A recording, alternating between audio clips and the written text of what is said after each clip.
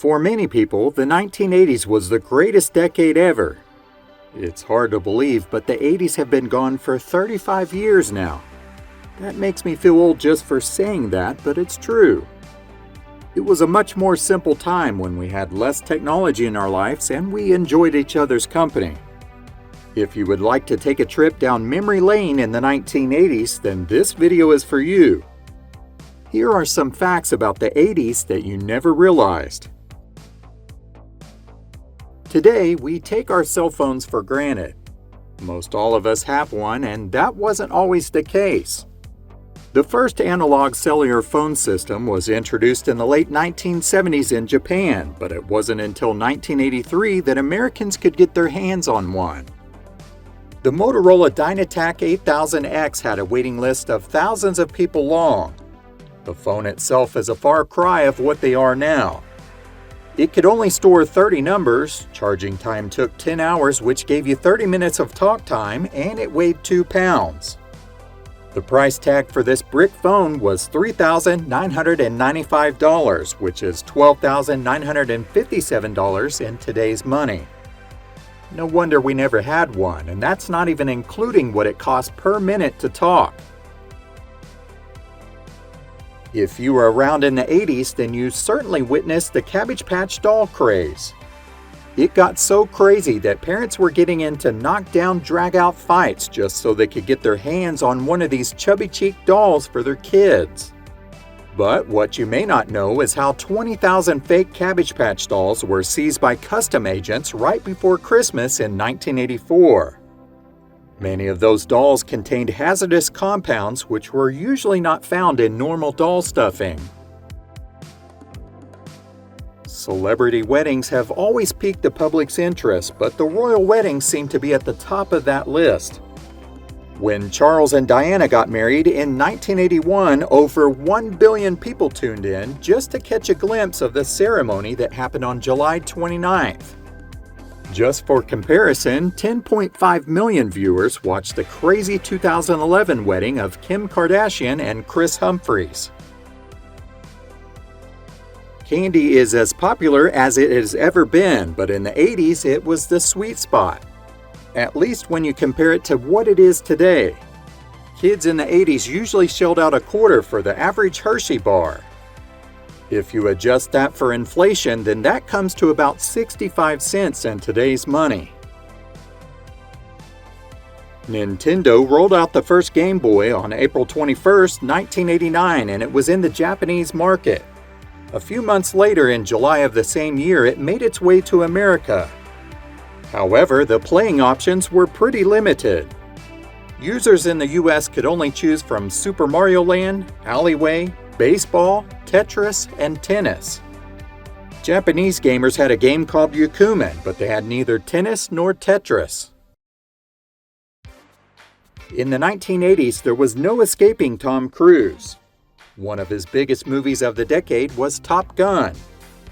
The world fell in love with Maverick and Goose, and it made us all want to be pilots and wear the cool leather jackets. The movie was a cinematic masterpiece which earned $176,786,000 in theaters. Believe it or not, it beat out Raiders of the Lost Ark, Back to the Future, Ghostbusters, and Empire Strikes Back. The movie also won an Academy Award for its theme song, Take My Breath Away. If you have seen the movie Raiders of the Lost Ark, then you probably remember that horrifying melting skull scene. This was way before CGI came along, so I bet you have wondered, how did they do it? The skull was crafted from alginate, which is commonly used to create bite molds in dentist offices. The remaining elements were gelatin, yarn, and in the shot where it finally explodes, they used some meat which was stuffed inside, so it was especially disgusting when it erupted. Home ownership has become a little expensive in today's day and time, but in the 1980s, property was relatively inexpensive.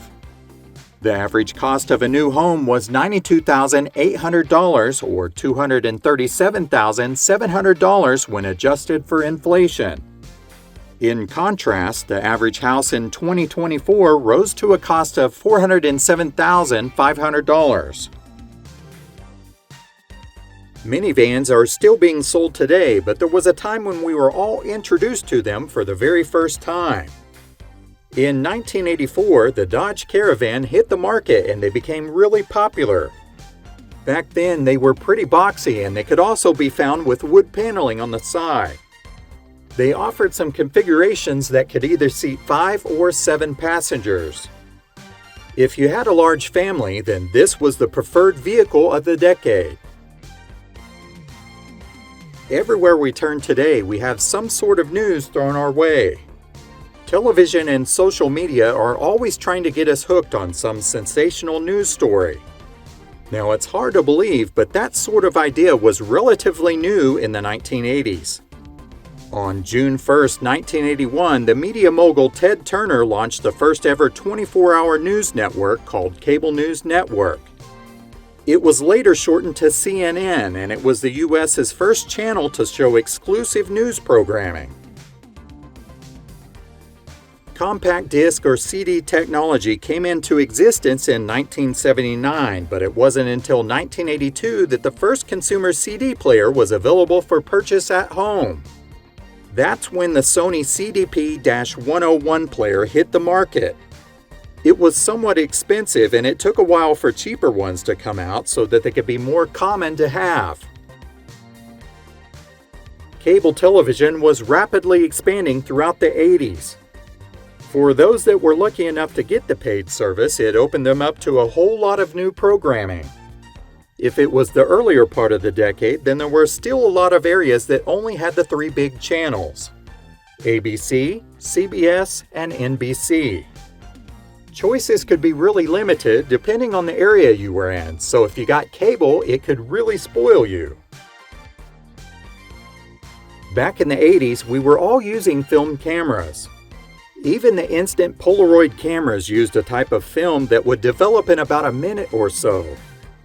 In 1986, Fuji came out with the first disposable camera as we know it today. This new convenience was great and it quickly caught on. Other companies like Kodak, Canon, and Konica came out with their versions later on in the decade. By the 1990s, just about everyone used a disposable camera at some point. The television show Dallas was one of the most successful watched programs from 1980 to 1984. The finale of Dallas's 3rd season on March 21, 1980 had J.R. Ewing, played by Larry Hagman, getting shot. This became one of the most iconic TV moments of all time. This little cliffhanger built up so much suspense that it led to 83 million viewers tuning in to Season 4 so they could find out who shot J.R. No matter where you lived, everyone seemed to be talking about it. The 1980s may be long gone, but it will live on forever in the hearts and minds of those that lived it. The decade was much different than what we see today. If you were alive during the decade, then feel free to share your favorite memories in the comments below. As always, thank you so much for watching.